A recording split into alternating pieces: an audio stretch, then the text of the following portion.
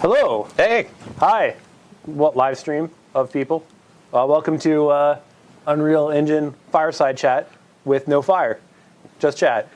I kind of feel like with a name like Fortnite Developer Fireside, we need a little more class than we got going on right now.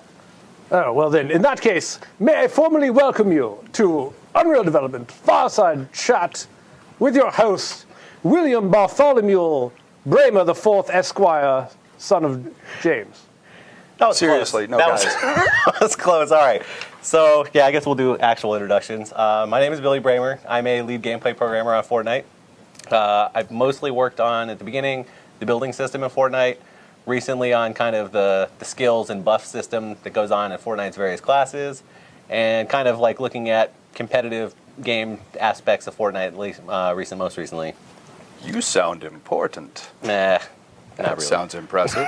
No, seriously, dude, we need fire. I'm just saying. I've got lighter fluid and matches on my That's desk. what you're supposed to use your imagination for these things. I'm an animator. I don't have any imagination. Well, let's just try to pretend. My name is Matthew Russell. I'm the lead animator on Fortnite, and I deal with animation. So not nearly as impressive as Billy.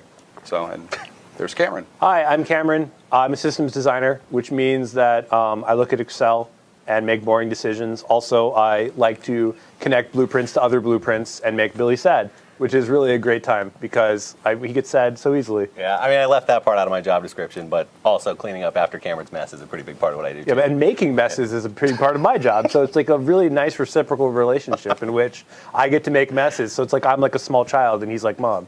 So pretty good. Yeah. Yay. So mostly what we're going to be talking about today, because we are kind of hijacking the Unreal Engine live stream, we're going to talk about how Fortnite uses the engine. So if you have questions about that stuff, hopefully we'll be able to talk about that later. We're not going to talk too much about the game itself, but Game Informer actually just started a whole month of coverage of the game. So if you go check out their website, I think we have links in the forum also. You got videos of gameplay, walkthroughs, interviews. I think you're in one coming eventually at some point. Like, that's going to be exciting. Yeah, that's one way to put it. I'll tell you right now, though. Also, seriously, the hands-on video where they talk about gameplay is fantastic. If you get a chance, watch it. You get some great insight from people who aren't obligated to say nice things, and they said wonderful things about it, which is fantastic. I believe the URL in today's parlance is gameinformer.com/Fortnite. Nice. Nice. You actually pulled that off the top of your head. Yeah. Yeah, I like that. Exactly. I can't Pretty even good. remember my home You did address. forget the alpha sign-up, though. Did I? Yeah. Okay. There's apparently an alpha. Well, I forgot. Why don't you talk about it, Mr. I know about the alpha sign up.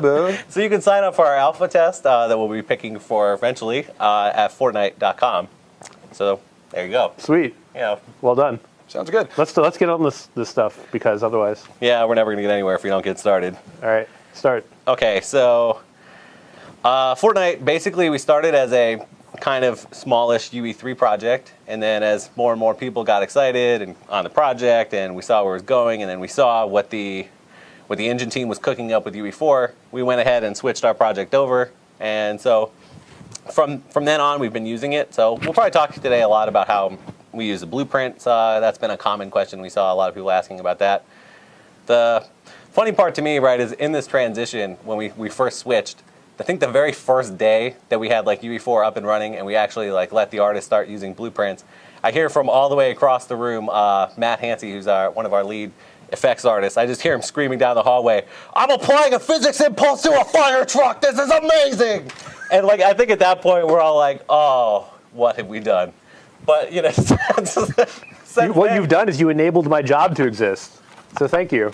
You're quite welcome. I'm professional at applying physics engines to things that shouldn't have them.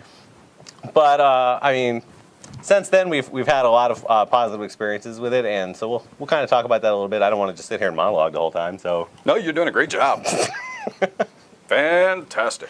Excellent. yeah, I mean, we can get into how we use blueprints on Fortnite. So, I mean, one of the great things about blueprints is that it allows people who can't write like C++ code to affect game changes, which normally you would need a programmer to prototype. So, like, for example, in a lot of other projects I've worked on, if you want, to see like what would it be like if this thing that throws 3 throwing stars throwed 5 or 9 or 10. And it would require, well, I need to give you a function or an action or something like that. But there's a lot of flexibility for a designer to go in there and just be like, change variables around. You can create lots of templates where you can expose certain kinds of values for easy tweaking. You can allow, it allows your scripts to be a little bit more portable among the team. They're really fast an iteration. You can check stuff in pretty fast, get results really fast. It doesn't require you to rebuild the engine in order to see your changes. So it's really exciting to just be able to get in there and just play with things and try to figure out where the fun is in a pretty quick way. And also, it allows for structuring in a way that I'm a big believer in responsible visual scripting, where you're kind of imagining that you're, maintaining this for future generations of designers, and it allows me to pretend like, I can get that solidarity done, and we're not just always applying physics to fire engines. So would you say that it enables your non-programming savvy employees to create content without being bottlenecked by the programming side? I would in fact say that. You keep that one. That one's yours. Is that free? I win. Is that free? Oh, dude, I win. Come on, it's easy. It's easy. I don't care. I don't care. It was on camera. I win. Oh, Okay. fine. Yeah, they've had a running gag on who could make me almost spit water first. It worked. All you have to do is just say snarf when he's drinking. No, That's it. I felt that that was contained. I don't think that counts. That counts? Yeah, Okay. no, I don't think he won yet. Fine. So, That. judge's call. He loses. No. I'm sorry. I'm walking away. You're the judge? Yeah. That's not fair. Yeah. All right. Okay. So, I think for Fortnite in particular, probably the two major ways that we've been using blueprints are close to what Cameron said, and also like enabling our artists or designers, whatever they want, like prototype out, like this would be an excellent gameplay feature. I want to see how it is, or just go ahead and implement it. So for instance, we have in Fortnite we have these tires that if you just happen to be near them, you bounce on them, they fling you in the air. And we have a fire hydrant that when it explodes open, it shoots water, and if you jump in it, that bounces you in the air too. Programmers didn't really do any of that. The designers decided that would be awesome, and so they just did that in their spare time. The majority of what we end up usually doing, because we have a decent sized team, we have engineers. Engineers need to do things too. We have. But wait, we have a decent sized team, but we can always use more people. Wink, wink. So if go you to could our write website code, and apply. careers.epicgames.com. through us and give us the referral bonus. So hiring you. Yeah, you. So what we tend to do is any of the super core system. So in Fortnite, for instance, right, building is a pretty big part of it.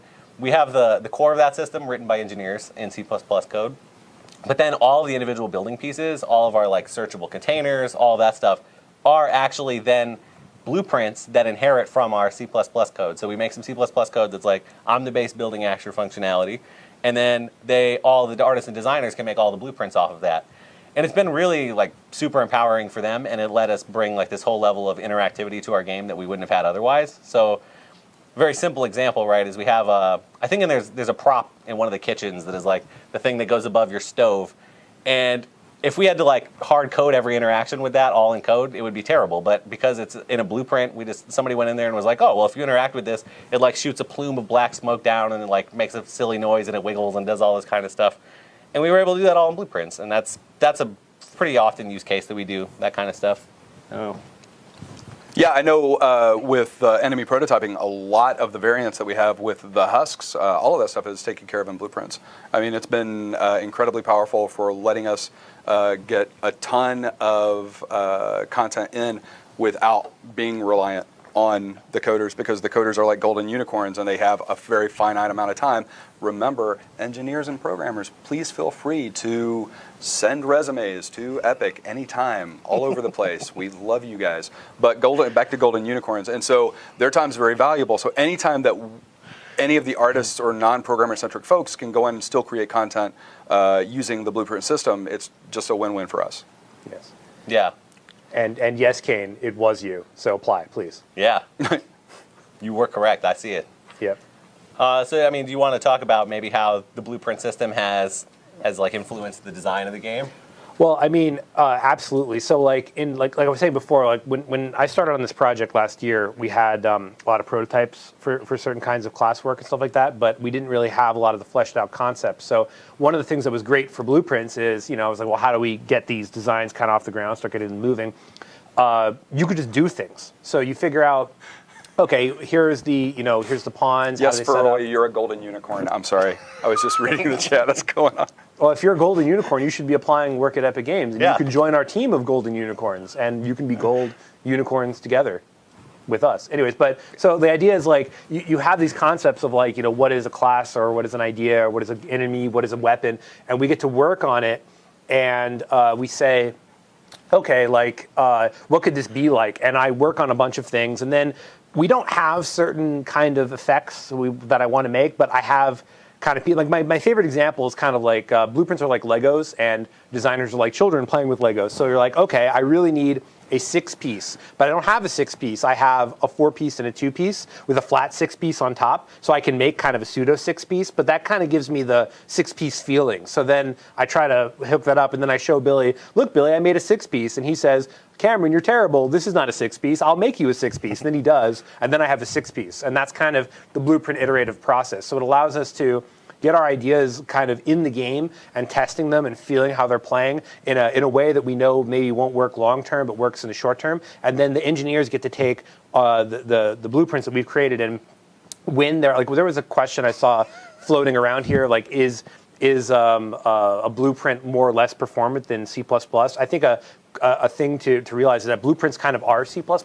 They're little C++ snippets that I get to play with and move around. And when I connect them in bad ways that make Billy sad, he writes me a different one, and then I use that instead. So overall, it's actually a really fast and good process. One, yes, you can be a gingercorn. I think we now have a new player class. That's fine. And two, we don't. Somebody's asking about Epic Games Britain. Like, I know that we have EGP, which is in Europe.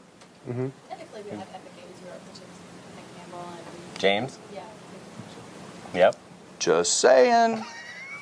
All I know is if you can write C++ and you're not applying to Epic, why? Why haven't you done that? Like, We have come on. tons of positions open, actually, not just engineers, too, but Yeah, but engineers. Oh, yeah. we're supposed to be talking about Fortnite. All right. So go on. So, Let's move on. yeah. Yeah. Oh, here's something. This is actually kind of completely off the topic of Fortnite, but very much for Unreal. There's a lot of people that aren't animators. I'm my own special, less valuable and important unicorn. More like a unicorn with 2 horns, or what we call them, cattle. But there's a lot of people that are making their games, and they don't necessarily have access to something like Maya or maybe even Blender, or they have Blender, but they just don't know how to animate. There's an awesome website called Mixamo, Mixamo, Mixamo.com, and the great thing about Mixamo is you can get everything there. Like, you can actually go onto their website. They have tools to help you create a character. You can rig and skin the character. You can get animations onto the character, export those animations as FBXs that you can actually bring into and use inside of Unreal 4. If you have your own mesh already, but you don't know how to rig and skin it and all of the other stuff, there's options. There's all kinds of options for that, so that you have all of the hands-on. Like you can.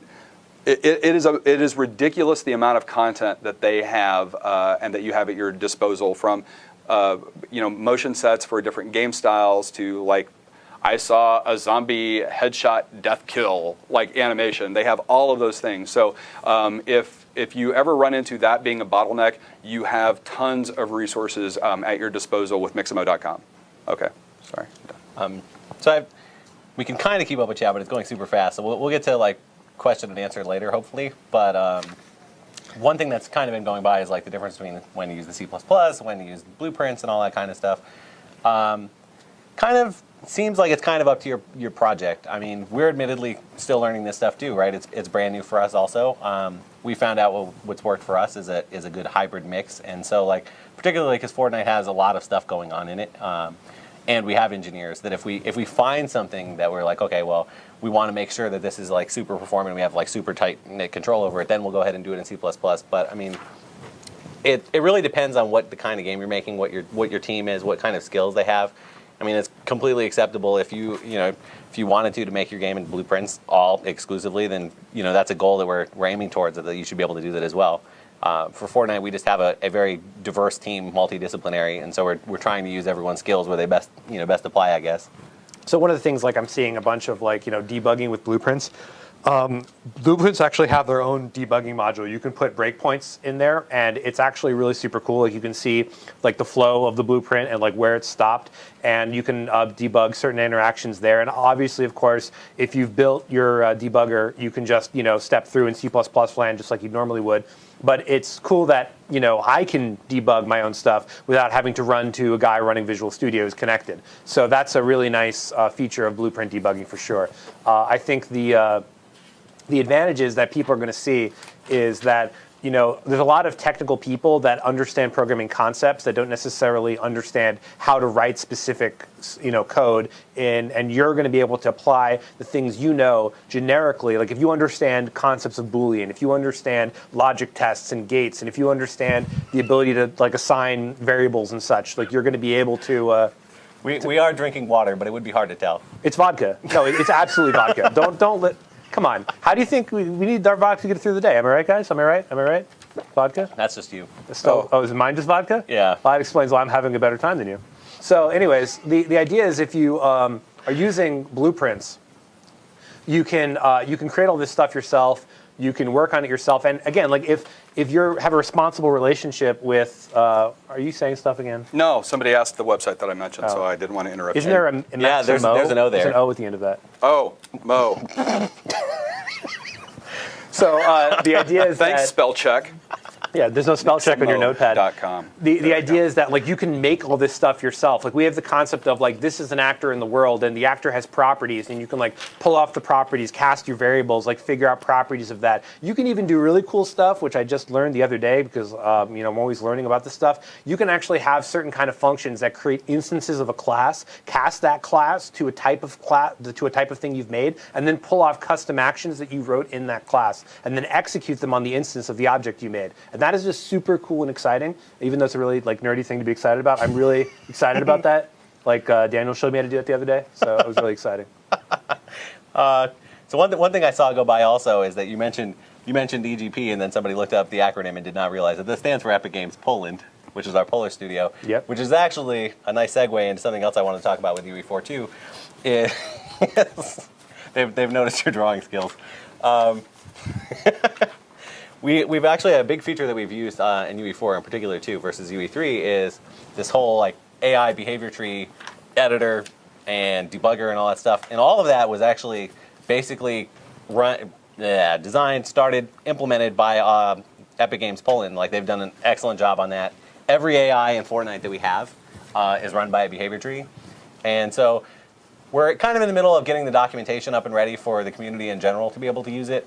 It's right now. I think it's in the like experimental section of the editor that you have to like intentionally enable it if you want. So coming pretty soon. We're gonna have some more documentation on how to use it. But I mean that has just been a fantastic help. It's like this full visual editor for behavior trees. We set up how all our behavior for our AI is gonna work. It has this awesome, really like temporal debugger. So in the middle of playing, you can just like pause and be like, well, it didn't actually work exactly how I wanted, and you can like step backwards and see how the behaviors shook out and stuff. So I wanted to make sure we called that out too, because that's been a huge, awesome benefit of like when we switched to UE4 and had that implemented. Like that's really helped us do some crazy stuff with our AI, because Fortnite is like this gigantic open game where you're building all these walls and you're tearing things down dynamically, completely changing the whole landscape, and the AI is being asked to do a lot of stuff. So special call out to the guys in Poland, specifically Mieszko, Sebastian, Łukasz. Like the three of them together have just been knocking it out of the park on that stuff. Did you just give a shout out? I sure did. You just gave So a shout something out. I've been seeing there, like talking about variable casting on the stream and what you can do in blueprints, what you can't do. I'm going to give you an example of the type of interaction of how this would work. So something I'm trying to do right now involves costs of ability execution, which is a concept that is unique to Fortnite. So like what I might do is I might have an event trigger called like on ability execute, at which point it returns a couple of nodes. Like maybe it's like the guy who's instigating the ability, and he's an actor class, and it might be like any targets I'm passing in or anything like that. So what I might do is, okay, I'm going to cast the instigator to a fort pawn, which is like an object that we have in Fortnite. And then we say, okay, fort pawn has certain kinds of properties. Like maybe I can start asking my fort pawn questions like, what's in your inventory? And I say, do you have this ammo in your inventory? And then we say, okay, do you have it? If so, I want to take 2 away from you. And that's kind of like that's an example of something I can prototype a cost in blueprints, when in reality what we'd actually want to do is have a hard-coded function that just is like the concept of cost, where we say, okay, here's an integer cost of object type foozle, and we decrement foozle by 2 when you execute. So then we say, all right, that's kind of the situation we're in. But if you have, if I can do that myself and say, is it fun to decrement 2 foozles? And then if it is, then we say, all right. How could it not be? And then we say, yeah, okay, Billy, we need to have the concept of a cost. And then what happens is, once Billy implements that in the actual execution, I can cut all of that old blueprint code and replace it with, use cost type foozle. So They called out that they saw my cup was empty, and now. that's because all the vodka's gone. Yeah. That is, yeah. I mean, aren't you sad when you're out of vodka? Come on. I mean, who's like, oh, we're out of vodka. What a happy day. I need more vodka.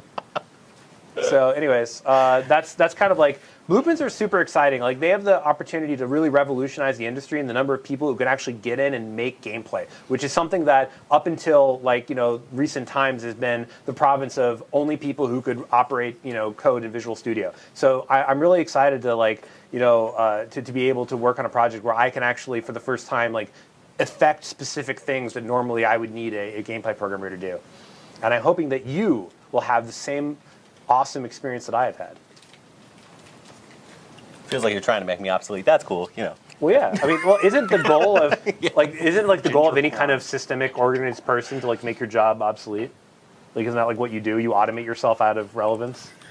Soon, Unreal Engine 7 will be the game is made for you by the engine. You don't even need to do anything. It's you just think about a game and it's done. All right, let Tim know that's what we're looking for. That's Unreal Engine 7. Yeah, that's what we want. All right, so I mean, do we want to hop into discipline-specific UE4 stuff? I mean, you kind of already went into some Mixamo stuff. Is there any other animation-y goodness you want to talk about?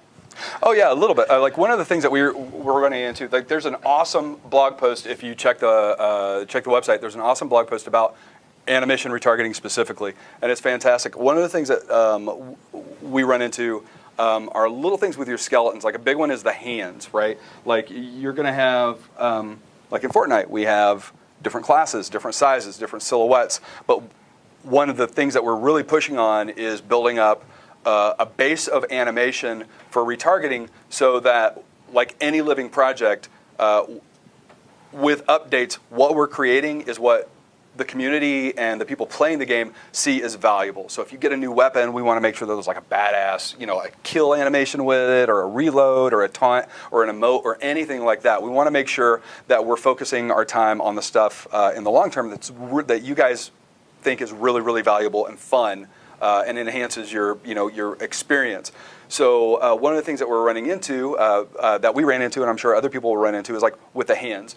You want your hands to carry all of your retargeted animation correctly. You don't want the one guy that is who your authored content is done on to be holding the weapon one way, and then it gets into somebody else's hands and your fingers are jacked up. So one of the things, just a little small note, is on your bones for your hands, you can scale, and by scale I mean you can adjust your translation, but don't adjust your rotations at all if you can get away with it. One of the things that we ran into is one of the hands was modeled with this really wonderful natural curve in the position, for the metacarpal and everything, and then it was actually rigged like that. And so when the animation came across it, when it was retargeted onto there, since the delta had this new rotation in it, every time the hand would close to grip something, all of a sudden you got this jacked up arthritic looking hand, and it just made everything look really messed up. So it's just a little note for you guys that are actually exploring that stuff to think about when you're setting up your multiple skeletons. I'm done. Cool. How about Design Town? Design Town, what do you want to know? What do you want to know? Ask your questions at AskCameronStuff.com. If you go there, you'll be sad. Yeah, it's probably not a website. Yeah, don't go there. So one of the most exciting things from a design standpoint is the ability to integrate Excel into workflow. Anyone who's ever tried to make a game of a large scale, managing a lot of data, especially if you're doing any kind of RPG where you're talking about something like itemization, where you're managing data on that kind of scale, it just kind of makes sense to use Excel as a tool. And Unreal Engine 4 is one of the first engines I've ever used, which allows designers to basically work with programmers to create custom data structures that are maintained in Excel. So what this means is, you can have if you use source control, out there, and you're like, okay, I'm gonna have a Perforce setup where these are all my Excel documents. You can take those Excel documents and just import them directly into the engine. You can use curve tables, which are really exciting. For those who don't know, it's like so. You can set like two values that scale between, and you can say like this is a curve between 1 and 100, let's say, and then you can execute values based on that curve. So you can say like this is my I don't know big squishy monster health, and big squishy monster health goes from a low of 100 to a max of 10,000, and you can spawn big squishy monsters anywhere between those values. So let's say you have a coefficient of how difficult your game is. You can be like, call big squishy monster health at 73, and then it'll interpolate how much health the monster should have, which means that you can do things like dynamic balancing, item distribution, attributes for abilities and skills, all in Excel and managed in Excel, which means you get to do all the fun things that Excel does, like dynamic colors and tables and VB integration and all that kind of stuff. And when you're all done, you can export that into a data structure that Unreal can recognize. And programmers out there, you can make these data structures and make your designers super happy and integrate a tool that designers are or should be very familiar with and integrate it into your game's flow. And this just is super great from a design standpoint, because for the longest time we had to replicate Excel, or a lot of time in the project process would be like, well, I need a two-dimensional array of asset allocation, and they're like, well, that's Excel, but we don't have Excel, so here's this bad version of it that we just made. And it's like, no, now we actually have full-on Excel integration. It's super exciting. And I know I've actually heard rumblings about that I think Ben wants to make a blog post about that kind of stuff, so we can show people kind of how we're doing that in particular. We don't want to get into the super nitty gritty here, but. So can I actually saw somebody, I can't remember who it was because it's already flown past, talking about the animator from the GDC demo, talking about the big guy and retargeting. That was me. You probably don't recognize me because I was hungover then and I'm actually not now. So, yeah, that affects. So with our rigs, our skeletons, we actually do IK bones for the hands and the feet. Is that the question? Yeah. So which one is that? The IK to FK there? Yeah. Yep. Oh, very cool. So our skeletons, we actually export. We actually export them with IK and FK. The IK bones, what they do for us is great for retargeting because.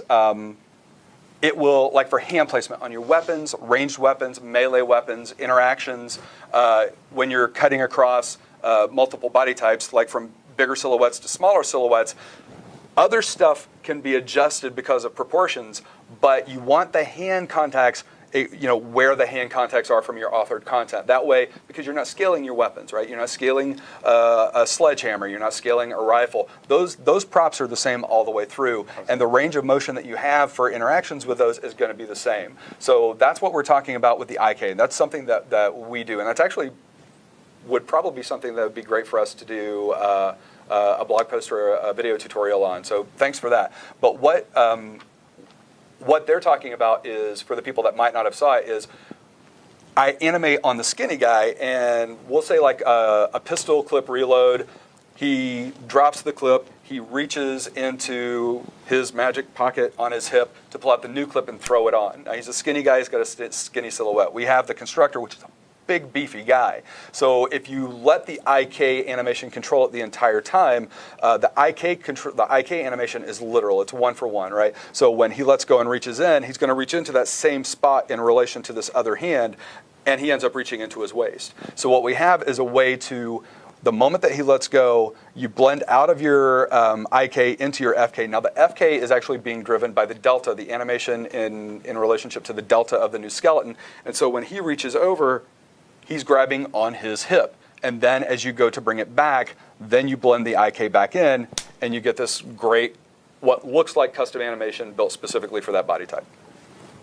I'm actually going to write down about the tutorial. Animation. One thing. So there's two questions I'm going to touch on. The one that Dana just showed me, and as well as so the first is the question is, can you use OpenOffice? What actually is happening with the Excel integration is we write our own VB macros to convert the data format into CSVs that the game processes. So if your spreadsheeting tool can make a CSV, you can integrate it into Unreal. It's just that we like Excel because it's got a lot of robust features, like some of the formula integrations styles are a little bit superior, and so we like to use that. But if you have a particular CSV generator, you can import CSVs into the engine. Right now, the process is like it's a two-step process. You import the CSV, and then a data table reads from a CSV and kind of updates itself. Obviously, it'd be cool to improve that workflow, but right now it's really robust, and you can get all that information in there. And the second thing is there's a question about so do we use blueprints for prototyping in C++ for final implementation? The answer to that is no. Blueprints, again, you have to kind of going back to the Lego analogy.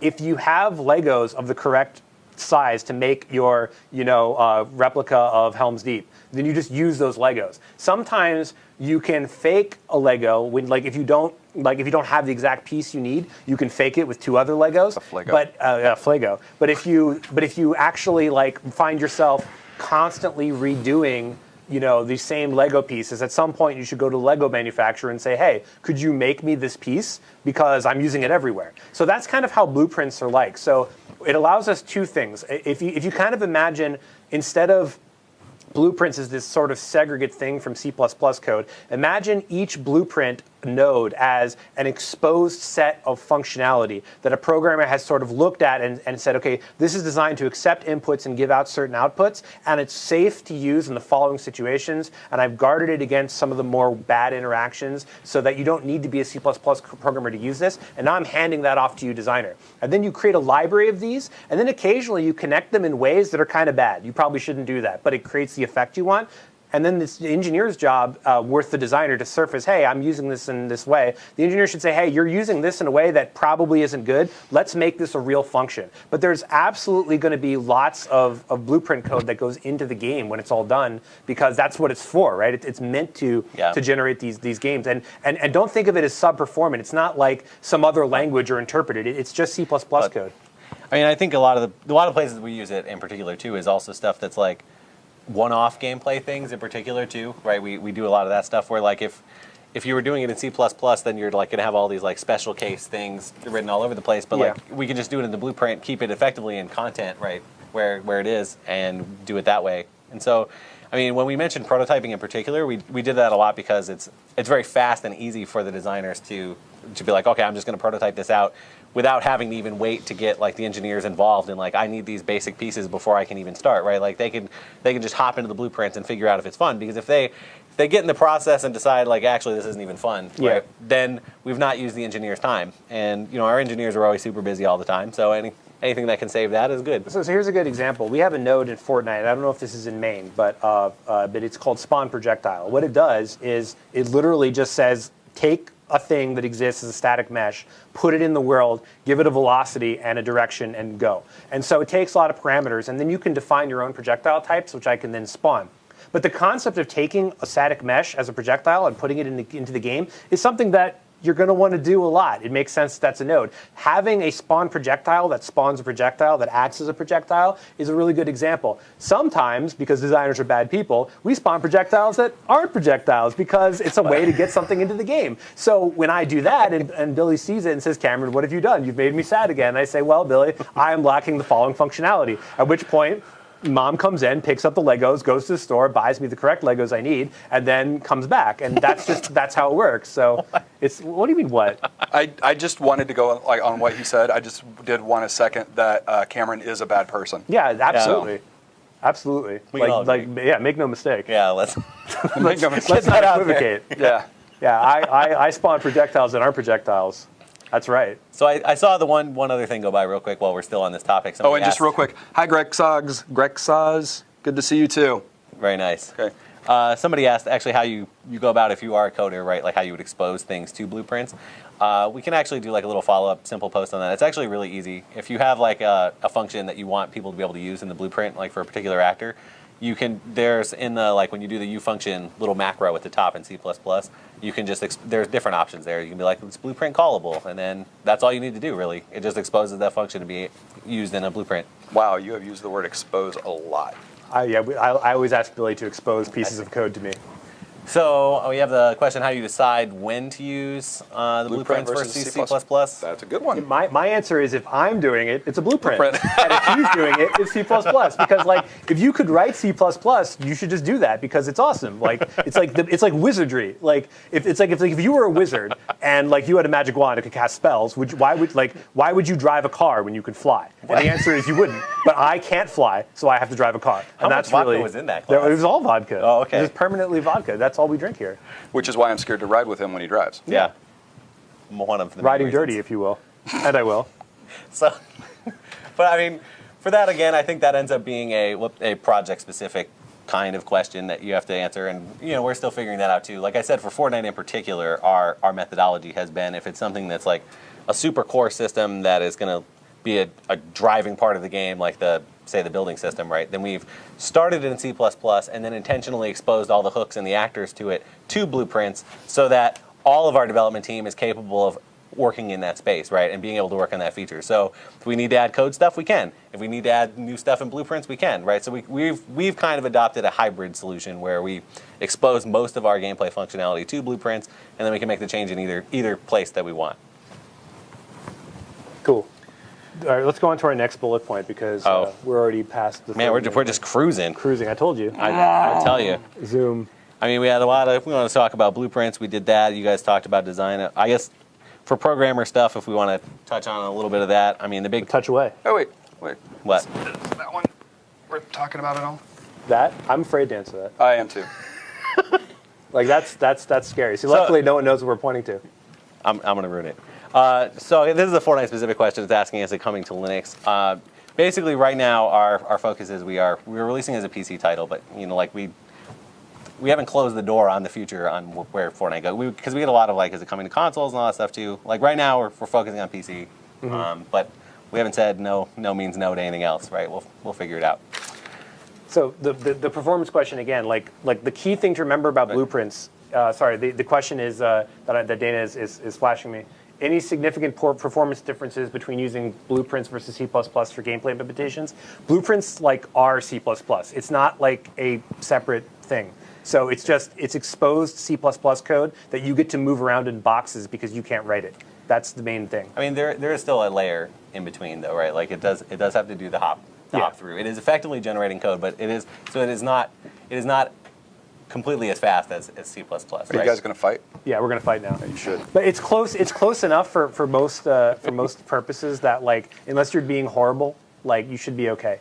It's a lot of the core functionality that I would expect to be in C++, I found is in blueprints. Like when I first when Laurent first showed me the pawn, and he's like, "That's a blueprint." I was like, "What?" Yeah, the whole thing, blueprint. So Yeah. Something you can answer this. I've seen it pop up several times. A lot of people are asking about learning C++, and book recommendations or websites or anything like that. That's a good one. So what I do is I ask people in the room. So actually, I learned C++ a couple weeks ago.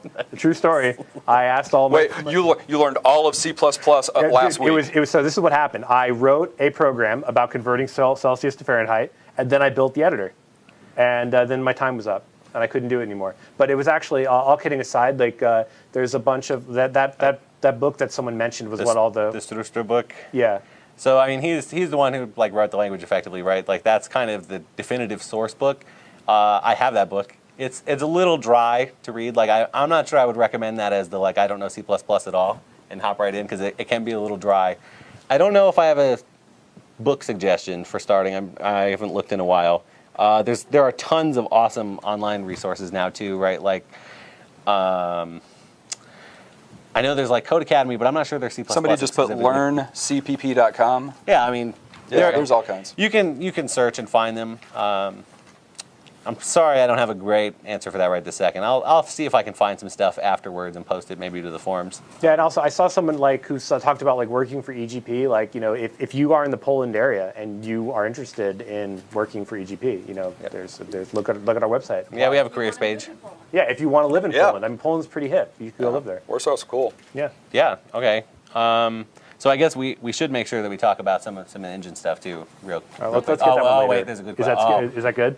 Oh, that's a nice plug for the Oh, that- tutorial too. Okay, so somebody's Yeah. asking, what about the networking experience of blueprints versus C++? I do that wrong all the time. Now- Billy, tell me. As it so happens, there is a thrilling 6-part blueprint tutorial series that we just released this week. How many parts? 6. What? Wow. Yeah. That's like a mini series. Yeah, it pretty much is. Same. It's like a whole journey on learning networking. Is it hosted by Neil deGrasse Tyson?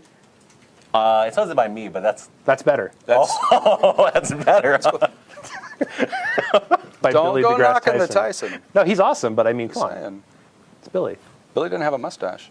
I mean, he could fix that. Yeah. That's a fixable problem. But so we do have tutorials out there.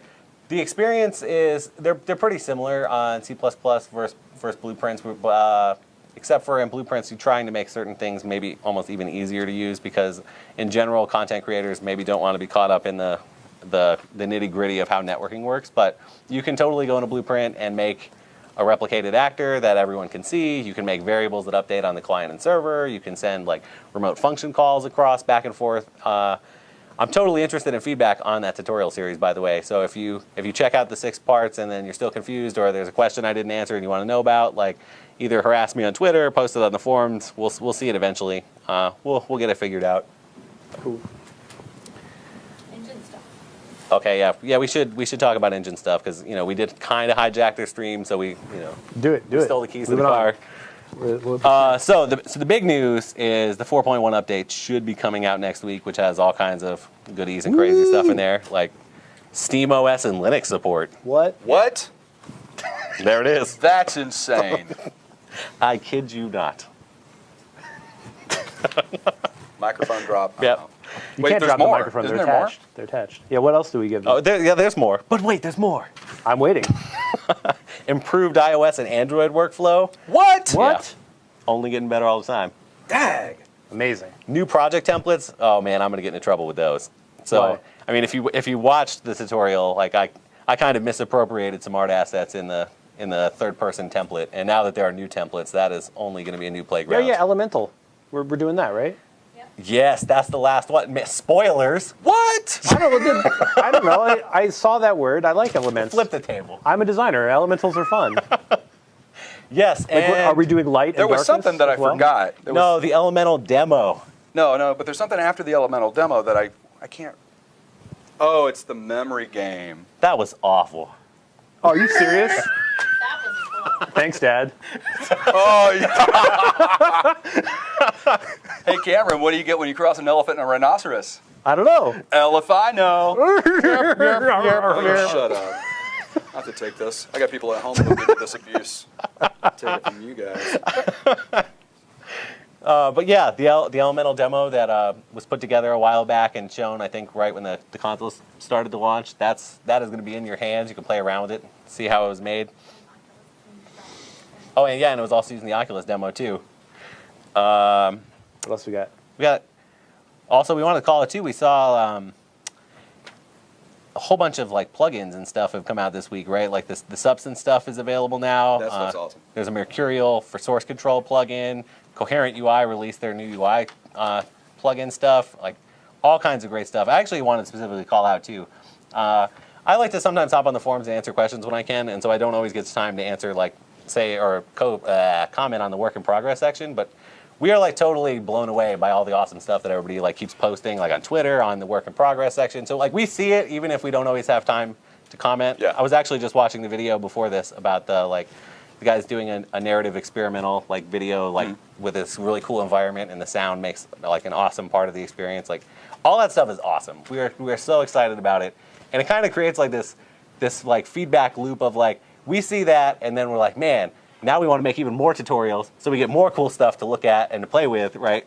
And so like we kind of get like, oh man, we need a tutorial immediately. That's kind of where the networking tutorial came from too. Is like It's like feed the beast. I'm gonna feed be the selfish. beast. I want new network games to play, so let's show people how to do Yep. it. I want more games like this. Let's show people how to do it.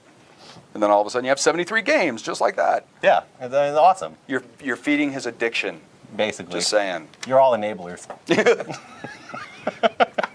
Someone asked earlier, like, what's the worst thing about the Unreal Engine? And the only thing that's bad is that you're not all using it. If everyone was using it, it would be perfect. And then we'd have the best games ever. So if you want to fix the only problem with the Unreal Engine, just get all of your friends to use it. And then that way, it'll be problem solved. And then everyone will make anything that's missing, like we'll make it, or you'll make it. Yeah. Or you'll make it and then come work for us and then make it here. Or you'll go to Poland and make it. Or you'll go to like Epic Games Zimbabwe because everyone's using it and we need Zimbabwe people. Like, you don't know. The future is like an open book. I mean, that's actually another good point too. Like, I don't want to speak for the engine team, but I think But he's going to. I'm gonna. No. Do it. Even as like on the game teams, right? I think we've already been super blown away by like how many community submissions there have been, like new additions to the engine or like fixing things that they've noticed, and like we're gonna continue to do that. Yeah. Like, that is fantastic. Awesome. So since we only have 15 minutes left and we'd actually promised a Q&A, should we do that? Or should we talk about more stuff? Do we have more There is stuff? one more feature. Do it. Okay. We'll do it. What? Oh, wait, So- that was too soon. Sorry. You have to wait for the feature to say what. Yeah. Dude, you reduce the velocity of your roll. Take a seat. Take a seat. Your roll is I'm proceeding. gonna table flip. I swear to God. There's no table to flip. You're just going to spill vodka everywhere. This is kind of more of a stand than a table. So, talking to the engine team, they are gonna trying to flip get the GitHub live source code access thing ready to roll. Maybe by next week, I think we heard. Maybe. And so that will be the equivalent of like Epic Engineer submits something to our Perforce depot, and then it's available to you like maybe an hour later, almost in real time, if you want the hottest stuff right off the presses. Shut the front door. Whoa. That is ridiculous. That's coming Shut soon the too. front door. You can definitely tell which of the three of us is a father. Wait, no, you can tell which of the three of us knows he's a father. Just saying. Daddy power. Let's quickly move to Q&A before we further embarrass ourselves. Yeah, that's probably good. Save the laptop. Hashtag save the laptop. I'm table flipping everything. Billy's going. Is that a camera's hashtag? going. Hashtag save the laptop. Hashtag. Yeah. Okay. So we have a question about UI development. So Fortnite is actually using Slate in particular. We're still in alpha. You're being distracted by chat. Hashtag dad jokes. Yeah. I'm sorry, go That's ahead. basically hashtag Matthew. I'm just saying. Because now it's a thing. Thanks. Yeah. Okay. Would you talk what you're getting paid to talk about? God. You're getting paid for this? You I'm are? not. Damn. Talk to me about UI development. Yeah. So we've been using Slate. We've already got a full inventory screen. We got the drag drop. We've got our HUD, all that kind of stuff in there. We're still in development. We don't have we're not screens are fine, all locked down. But I mean, it's been working for what we need. It's pretty easy to jump in the code and prototype out a new screen if you want. That said, we've heard a lot of people ask for, I really want a visual editor, and so I want to confirm again, the design plans for that are in the works. What you see is what you get kind of editor called Unreal Motion Graphics, I believe it is. So it's not ready right this second, right? We're still in the early design phases, but that is we've heard the community on that one, so we want to make sure that we get that addressed. Is anything else on that? Is that the basic gist of that question, I think? Yep. Yeah. You already mentioned coherent UI. Oh yeah, and of course yes, and the plugin by Coherent also came out as another UI option in the short term as well too, which we think that's awesome too. We're so excited that people are making plugins that provide functionality like that. It's really great. Cool. Let's move to community questions because we only have 12 minutes left. Oh, somebody was actually, I saw one on here, because I don't know, because I'm not a programmer. Somebody asked if there was any way to get a hold of and edit the C++ that was generated from blueprints. That's a good question. That's a good question. That's a good question. You want to borrow my pen? No, what we'll do is we will get we'll go pester Michael Nolan and the Blueprint team and Nick Whiting. And I honestly get them thought to you give said a follow. Sir Michael Nolan for a second. I really did. Yeah, he might as well be a knight. I mean, that's how I treat him. But yeah, we'll make sure we get a good follow-up answer to that one. Cool. In the forums in that thread. Yeah. Yeah, we'll post in the forums. Sweet. I won't draw a unicorn, but I did draw a gingercorn very badly. Gingercorn, there you go. See? I'll draw a unicorn. That's why you don't have any paper. I know. And that's why we don't have nice things. So paper is nice things? Yes. And that's how we got. And Yeah. that's where we died. Sweet. All right, so how do we do community questions? Do you get them? Well, there's some over there. This is the community, and they have questions. Yeah, Well, but there's- yeah, but we got Oh, okay. we have questions over there too. Yeah, I mean, so okay. So Matt, do you know this? What is new with NavMesh workflow in UB4? Dynamically updated. Oh, dynamically updates. Yeah, I mean, so that's actually something we use pretty extensively in Fortnite also, because we have like a world that's constantly being torn down and rebuilt, and so we are constantly dynamically updating the nav mesh in the middle of our game so that the enemies actually know where they can go and can't go. I think that's something that will probably have a lot more coverage and documentation coming soon. We actively have people working on that, behavior tree stuff, associated like environment queries on how you like find places to send people, all that kind of stuff. We're gonna have documentation coming pretty soon. Cool. Nah, that one's kind of in the weeds. Oh so- man. Oh. Oh, you got the. Yeah. Yeah. All right. So we saw some questions about the Fortnite rendering and lighting and how we do various effects. And so I kind of cheated and I went and talked to one of our lead artists, Pete Ellis, and asked him some like, what should we talk about? Short answer is like some of it in particular, like how we did the like what they call the cartoon is what the question asked. But like how we do the stylized version of the characters is kind of more in depth, and he wanted to make sure that we like cover that actually in maybe a whole different video that's entirely about that, or a blog post or something. Like they're gonna figure that out, but he didn't want us to go too much into that right now. The lighting question in particular, I went and asked him right to the source. We do actually use fully dynamic lighting. In particular, we're using it for like, we have the day-night cycle that's updating as it goes through the sky. And so, because it is dynamic, it lets like all the wall blueprints always like look like they have accurate lighting as the day-night cycle is going on. It makes it, if you like tear down a wall or put a new one up, that the lighting still looks correct. So we use kind of like that one primary light for the day-night cycle. And then he also mentions we have an ambient cube map used in post-process, and we have a spotlight that comes out of each of the players. Other than that, like most of the lights we use are like muzzle flash, like particle system lights that don't cast shadows, so they're cheaper, just flash like that. That's what we have for now. We'll make sure that we get in time as Fortnite is developed and stuff. We're gonna have probably developers from all different disciplines posting about here's how we did this, here's an example of this, here's a tutorial, right? Because we're all excited to do that kind of stuff. Just like in open world. Oh man, Do you anyone here a modeler? No. That's All right, let's skip that one. that was another art question. We'll get the artist in that one. Yep. All right. All right. So we're out of baked questions, which means it's time for your question. Wait, no. This Wait. is I can answer this Oh, one. wait, no, we got one. Is Zack Parrish a good coworker?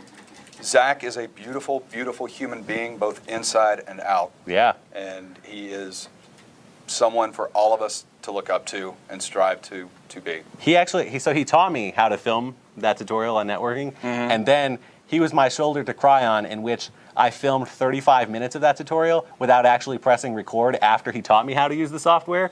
And so I then completed a tutorial for no one, and then pressed the button, and it was like, hey, he started recording. I watched him save puppies from a burning orphanage. I believe and that. then do a tutorial on how to do it. So if you have further questions that we can answer, you should ask them now, and then we'll try to read them off the screen.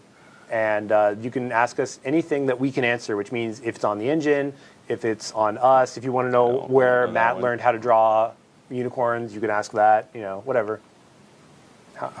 We were not actually, remember, we established earlier that Whoa. I'm the only one not being paid to say that, so. Whoa, hold on a sec. Whoa. I'm done. I'm done. You know who you are. Yeah. You know who you are. This is a PG stream, friends. It's actually a PG-13, but Yeah, that's come okay. on, that's fine. Let's see here. So all the scale form questions, like I really don't think anyone sitting up here is really able to answer. Like I know that my interaction with UI development is I talk to a UI developer. So Hold on. So can we do a couple? Somebody's asking about Marketplace. a marketplace. Yeah. Yes, that's in the works. We do want a marketplace where people can put stuff up available for others. Yeah. Already there. And then Yep. regarding the 5% royalty, the subscription model is one of many options that we have for Unreal 4, and it depends on your needs, the size of your team, what you're willing to negotiate. Like we have like ridiculously talented business people who can work within all kinds of interesting spaces. So it really, that question's best left to them when you get to a point when you really need to have that talk. So Custom licensing page on the website. Yes. there's a custom licensing page on the website. Oh wait, I don't have to put my hand Dana up. with the clutch so save. Matt, will Yeah. you adopt Grexox? Yeah, right there. He's asking. He wants to be adopted. This is a legally binding answer. That is not a binary. That would have Yeah. failed. See, if that was a blueprint and that was a binary variable, it would have been rejected because crap is not a true or false value. See, that's the value that blueprints adds. See. What? Any, like, just throw out at any. We have a question about how many street passes I was able to acquire packs. Over 100. That was pretty great. Matthew and I were actually a pack, so thanks to anyone that we met there. And out yeah. of the 15, I felt that was the questions, most important That's of all. the one you pulled out. Yeah, no. Are we? So GameNab in the Like, future. I've seen that one. Yeah, I've seen the vocal command one come over and over again as well. Like I mean, obviously, like in the dark future of the 41st millennium, I'm sure we'll be like speaking into the air and causing all sorts of cool UI elements to happen. But like, I don't know if there. Do you guys know if there's any plans to integrate voice commands into the engine anytime soon? I do not know. All right, so that's a 0 for 3. So sorry, we can't answer that because we don't know. No, Greg says, it's not that I don't love you. I just don't love you like that. Oh. Not adoption, I love you. There was totally a question. On what? Let me see. So there were a lot asking about HTML5. So let's make Yeah. sure that we follow up with the engine guys and get them Yeah, there have been lots of improvements. lots of And improvements. coming in 4.1, it should be next week. Okay. And coming soon. So improvements coming in 4.1 and coming soon. Yeah. Yes. I mean, we're just the Fortnite guys. We don't know all, Yeah, I mean, all like- of the engine greatness. So, Like we would get an which email has been going like, demonstrated by this particular live stream. yeah, like we're saying. definitely like we're super. I mean, we're super cool and know everything, right, guys? Yeah. Am I right? Am I Yeah, right? totally. They're never everything. going to invite us back. Yeah, that's fine. Oh, what are you talking One- about? one They're and already done. packing our crap in a box Yeah. back at our desks. Come back. It's and, like, immediately walk to the office, grab your box, escort it out to the parking lot. they fixed the error in the accounting system. Hashtag epic. Hashtag winning. Okay, we got any other questions on here, guys? We are running out of time. no 3 worries. minutes left. Please Please talk talk about about plugins. Well, I plug in my computer. Does that count? No. No, is that not the plugins we're talking What about? specifically do you want to know about plugins? Yeah, what about the plugins? That's Unity asking. They're looking for our secrets. And I've seen No plugins? There's no Anybody answer. can run with some GitHubs out there. People can go. Yeah. Right. run plugins. There's Oh, yeah, that's the nothing thing, like- stopping people. Go ahead, talk about that. Yep. like as far as like GitHub, I mean, you can make your own plugins. We're already seeing that content. We're already evaluating people's stuff. I know Laurent's already looking at stuff that people are sending in as far as plugins go. So if you're talking about making your own, hey, if you are a programmer and you've got a nifty idea, jump on in there. I mean, $19 a month gets you access to the source code, and you get to have not some of the fun, all of the fun. Oh, So, okay, I see. They want to know if we are going to package things like the subs and stuff into our official releases. TBD. TBD. Right now, go ahead and get it. Okay. You know, the plugins are coming on at rapid pace. Okay. TBD. Is that Turner Bachman? So- over? No, that's something else. A specific question: will all faces be punchable in 4.1? I can confirm all faces will be punchable because that is a thing. So So It is there correct. You go. I saw an animation question go by about like how many animation blueprints we use. Real fast. Like if you want to talk about that. It's kind of tricky because you have your character blueprint, and then our main player has his own like animation blueprint, which like drives like locomotion and all of that fun stuff. I won't get into too much detail. I want to find out how much I can show, and I would actually really like to do a tutorial or video on just kind of showing under the hood one of our like main player or maybe even our enemy blueprints. Can't make a commitment. It's got to be like I got to get right off on it. But if we can, it would be phenomenal to show you guys what exactly you can do. Yep. Oh, actually, and there was a question way earlier that I saw go by like 3 times, and I totally forgot to address too. Like there was a lot of questions like how the Fortnite team interacts with like the engine team and how that development goes back. Oh and yeah, forth yeah, in yeah. the That was a front. good one. Yeah. So like. We actually we're in a separate branch in our Perforce depot, but we do not have like a whole custom version of the engine. Like we have our game code that we write, but if we need something that's at engine level, we either write it ourselves and then integrate it back to the engine, and then it's available for everyone, or we go beg the engine team nicely and see if they have time to help us out with things.